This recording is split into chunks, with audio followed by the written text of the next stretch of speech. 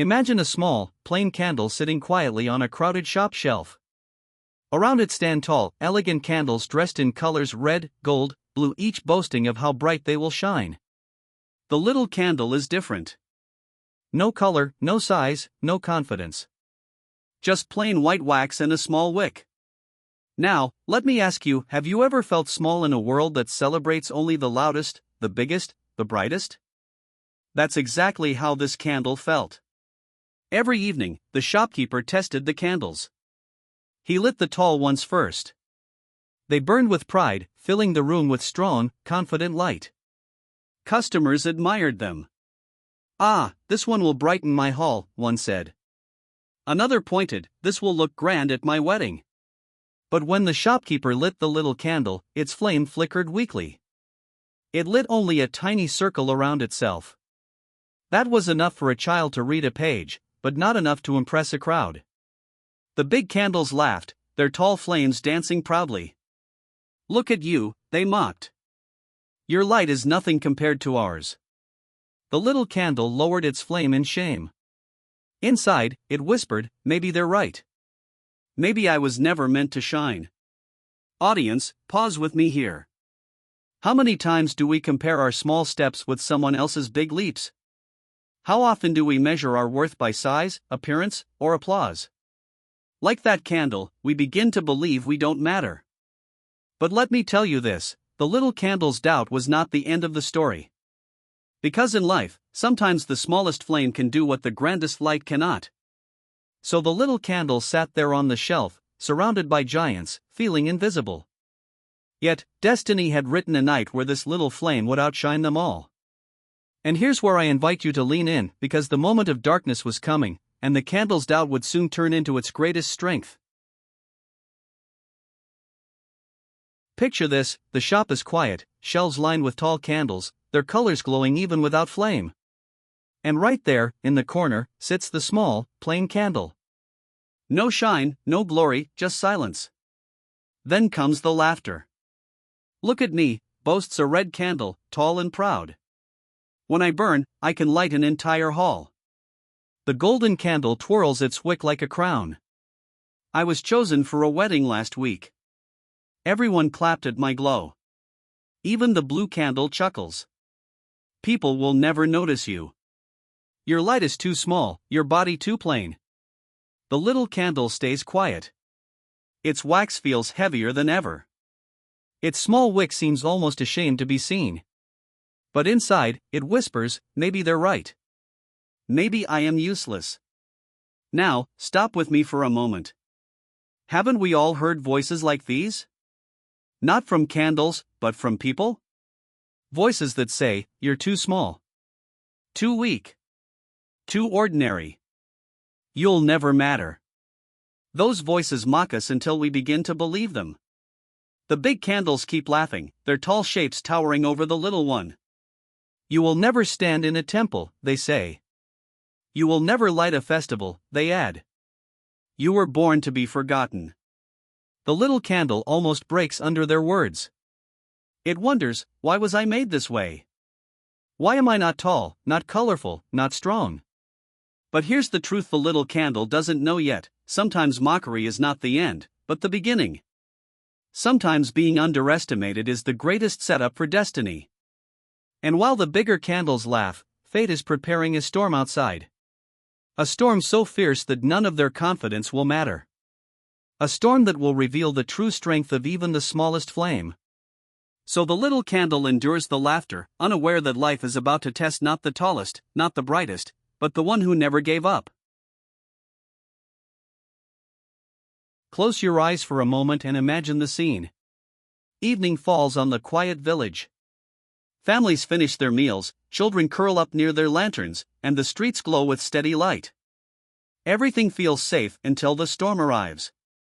The sky darkens. Clouds roar like wild beasts. Rain lashes against the rooftops, thunder crashes, lightning rips the night apart. Then, suddenly, darkness. Every lantern, every torch, every glowing flame is blown out by the wind. The village is swallowed in black. Panic rises. "Where's the light?" a mother cries, clutching her child. I can't see the road, a man shouts, stumbling through the mud. Children weep, elders pray, and fear creeps into every home. The people are not afraid of the storm alone. They are afraid of what the storm has stolen, their light. Because when light disappears, even the strongest hearts tremble. Now picture the shopkeeper. He rushes into his candle shop, desperate to find a flame. He fumbles in the dark, tripping over crates, reaching for shelves. He knows the village needs him. He knows light must return. But when he feels the wooden boxes, when his hands search every shelf, his heart sinks. The tall candles, the colorful candles, the proud and powerful candles, all sold out. Only one remains. One small, plain, forgotten candle, sitting quietly in the corner. The shopkeeper holds it in his hand and whispers, almost in disappointment, "Is this all I have left?" But sometimes, in our darkest hours, all it takes is one small spark. The villagers outside are still in fear. The storm still rages. The night is still merciless. But destiny has chosen its moment.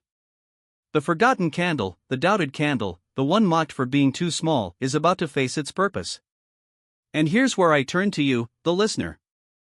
How many times has life placed you in the storm, when all the big solutions are gone, when only you remain? Did you think you weren't enough?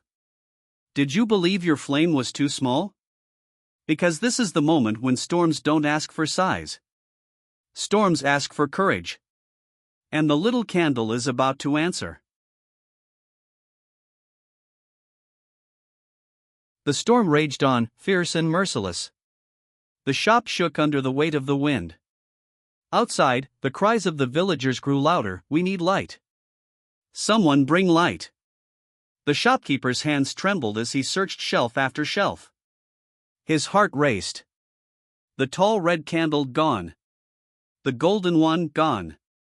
The blue one, the decorated ones, the ones that had once boasted about their greatness, all gone. And then, in the very back corner, his fingers touched something small. Something plain. The forgotten candle. He held it up to his face, barely able to see it in the darkness. It was tiny, ordinary, unimpressive. A sigh escaped his lips. Is this really all I have left? For a moment, even he doubted. Could this small flame fight against such heavy darkness? Could it calm a village trembling in fear? He almost put it down, thinking it too weak. But then, desperation spoke louder than doubt. With shaking hands, the shopkeeper struck a match. The flame sparked, small and fragile. He touched it to the wick. Flicker. The little candle shivered, but then it burned. A tiny circle of light formed in the darkness. The shopkeeper's eyes widened. Relief washed over him. At last, he whispered, "A beginning." He stepped outside, shielding the flame with his hand. The villagers gasped. Children pointed. Elders leaned forward. That little flame, so small, so fragile, was the only light in the entire village. "Follow me," the shopkeeper said, his voice steady now. "We have light again." And here's where I pause to ask you, how many times have you been the last one standing, the last option, the only choice left? Maybe others seemed brighter, stronger, more impressive, but when they were gone, it was you who remained. That's not weakness. That's not accident. That's purpose. The little candle didn't know it then, but it was chosen for this very moment.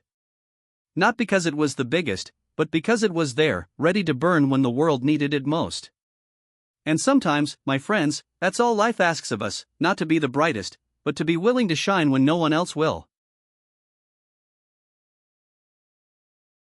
The storm howled. Rain hammered the earth. Darkness still pressed on every corner of the village. Yet in the shopkeeper's hand burned a single light, the little candle's flame. At first, it seemed too small to matter. Just a flicker in the night. But step by step, as the shopkeeper walked through the muddy streets, that flicker became hope. Villagers came running, eyes wide, voices trembling. "Look," a child cried. "A light!" "A light has survived," shouted another. The people gathered close, shielding the tiny flame from the wind with their hands, as if protecting something sacred. Mothers bent down, fathers lifted their children, everyone wanting to see the miracle, the candle that refused to die. The shopkeeper reached the first house. He touched the little flame to a lamp. Whoosh! A glow filled the home. The family cheered. Then he moved to the next house, and the next. One by one, lanterns were lit, and darkness began to retreat. Think about this, it wasn't the grand red candle, or the golden one, or the tall decorated ones that saved the village. It was the one they all mocked. The one they all overlooked. The one no one believed in. The little candle's flame spread from house to house until the whole village shimmered with light again. Children laughed, elders sighed in relief, and the storm outside no longer felt so terrifying. And yet, through it all, the little candle kept whispering inside, "Is this really me?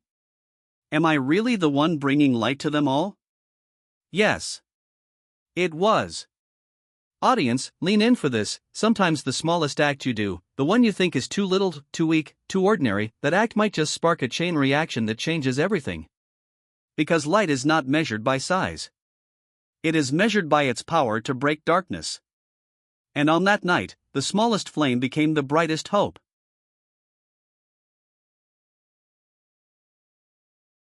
The storm had passed. The rain slowed to a gentle drizzle, and the wind finally sighed itself to sleep. The village was quiet now, but not the same as before. Something had changed, something invisible yet powerful. The little candle still burned, its small flame steady and proud. It had guided the shopkeeper, it had lit the villagers' homes, and it had brought hope to hearts that thought the darkness would never end. The villagers gathered around the shop the next morning. Their eyes were bright, their voices filled with gratitude. "It was the smallest candle," they said. "Yet it saved us all." The little candle, plain, tiny, and once doubted, realized the truth. Its size, its simplicity, its quiet existence had not made it weak. On the contrary, being small had made it perfect for this very moment. Let me pause here and speak to you, my audience. How often do we underestimate ourselves? How often do we look at someone else, someone taller, louder, more impressive, and think, "I'm not enough"? The story of the little candle reminds us that worth is not measured by appearance, size, or applause. Worth is measured by purpose, courage, and willingness to act when it matters most. Even the tiniest effort, the smallest spark, the quietest voice can illuminate lives. One act of kindness can grow into hope for many. One small flame can push back darkness for an entire village. One person who believes they matter can change the world. The villagers carried this lesson in their hearts forever. They no longer judged what seemed small or weak. They learned to see potential, to honor courage, and to value every little light. And the little candle? It had finally discovered its power. It had discovered that even something plain and overlooked could shine brighter than anything else, not because it tried to be big, but because it dared to burn when it was needed most. So remember this, do not underestimate yourself. Do not doubt your abilities. Your smallest acts, your quietest efforts, your simplest gifts, they all have the potential to bring light to darkness, hope to fear, and change to the world. Because sometimes, the smallest flame carries the greatest light.